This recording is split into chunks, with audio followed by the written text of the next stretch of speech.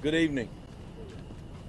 I'm Sheriff Greg Capers, San Jacinto County Sheriff's Office, with great news. The suspect is in custody. I have just left Montgomery County Jail where he was taken, and he has been magistrated. He now will be taken to my jail and where his new residence will be. I would like to thank the men behind me and the women behind me. They're not women here right now, but everybody played a very, very integral part in the arrest and capture of this coward.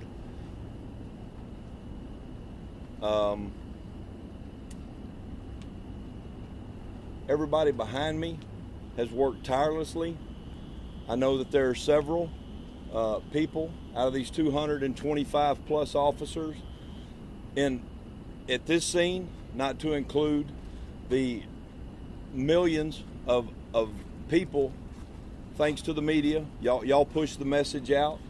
But we've had calls from Wyoming, Florida, South Texas, North Texas, Oklahoma, Maryland, and those are just a few of the places. We were here, they were there. Bottom line is, we now have this man in custody. He was caught hiding in a closet underneath some laundry. They effectively made the arrest. He is uninjured, and he is currently being taken to my facility in Cold Springs.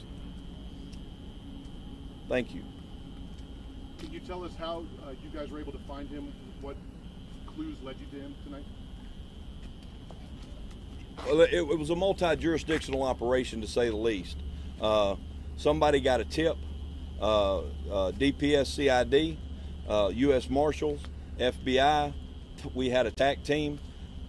They all meandered over there and found that tip to be true. And was this home a relative's home? Did he know where he was?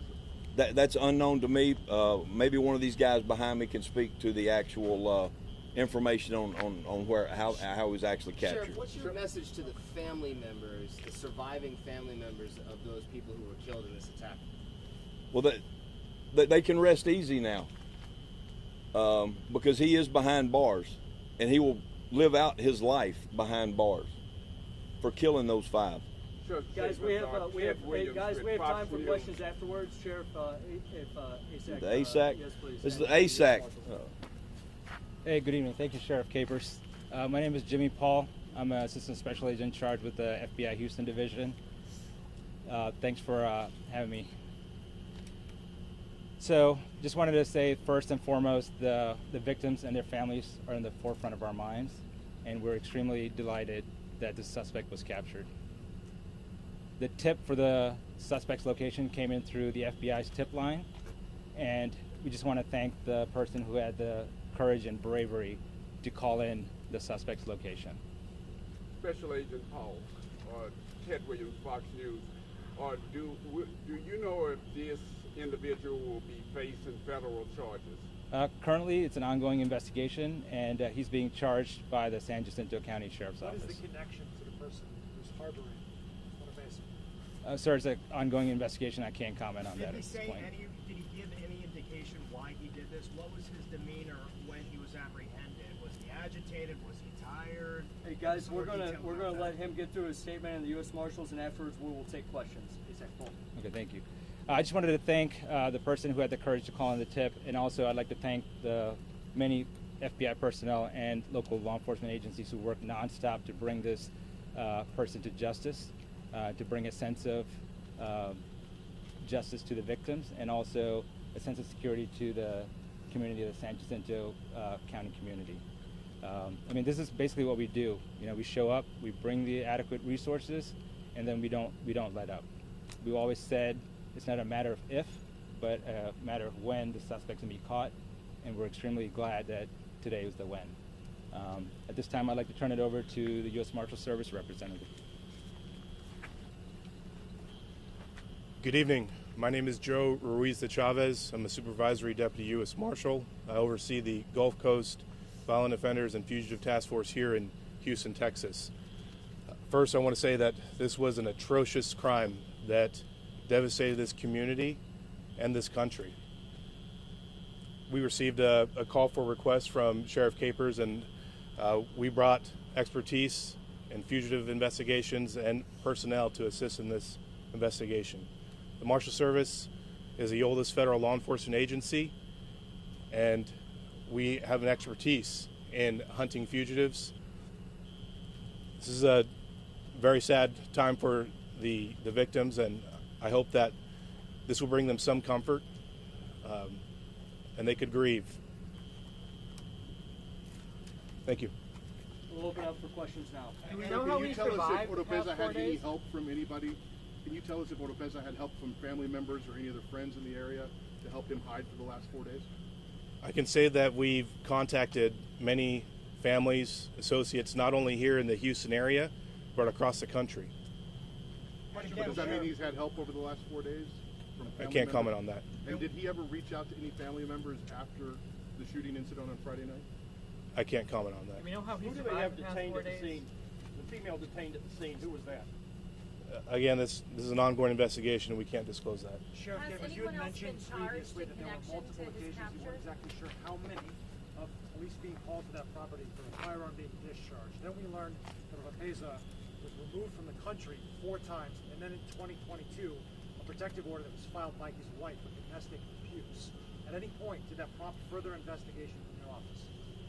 Yes, sir. We actually filed charges on him in 2022, and to the best of my knowledge, we got a warrant for him, and the constable went to serve him in another county because he left here, and never could make contact with the subject, and then a few days later, the victim went to the district attorney's office in our county and filed a non-prosecution statement. Sorry to belabor this point, but the address where this arrest took place have court documents that show it traces back to an aunt of Oropesa, I believe. Is that still the case, that this would be a home of a family member? Can anybody confirm that? I can't. I mean, it's still ongoing. The investigation part, I wasn't part of the arrest team. Do we have any idea how he got from the place where the shooting happened to Cut and Shoot? Did he use a vehicle? Did he walk? Do you guys have any idea what the time was? Once again, not that I know of. I have no You knowledge. mentioned multiple agencies. Was DHS also involved? Was BORTAC the agency who actually went in and made the apprehension? They were part of that team, I do believe. Yes, ma'am. And now with the wife, the surviving wife, that's still living at that home, she is currently an ICE fugitive. Is anything happening with her? Is she being investigated? Are there follow-ups happening with her? I've understood from deputies that she has been cooperating. And to my knowledge, she is still there because the officers are still there. I have no direct knowledge because this has all happened within the last couple of hours. Sure, But she is still there. Sheriff, Sure, you guys Capers, believe, we know Sheriff, if that- you don't mind, do you guys believe that large reward that was put out, is that what, made that person call in this tip, and will that money be going to the person who called in that tip? The money will be going to the person that called in the tip through the proper channels. Yes, ma'am. I'm thinking it's still 80,000. Sure, Capers, we know that he's been in this country since 2016 illegally, meaning Oropesa. The question is, and he had an AR-15 rifle that he was shooting the night of this incident. Have you been able to connect the dots as to how an illegal alien was able to purchase or to get that AR-15 weapon? Well, I could just speak to conjecture. Buy it from somebody else on the street. Are you conducting an investigation to try to connect those dots? Yes, sir, we are. That is an ongoing investigation as well. When did you learn about that the suspect was at this address, and when did you actually go in? What was the time, the specific time? for tonight's arrest. Well, yeah, when did you first learn that he was there, and then when did you actually go in? We would probably need to defer that to the FBI or the U.S. Marshals. We received the tip at 5:15. Sorry about that. We received the tip at 5:15 p.m. and the arrest was made at 6:30 p.m. Can any of the participating agencies discuss how surprised were you that you ended up finding Oropesa 15 miles away or less from where this crime was committed?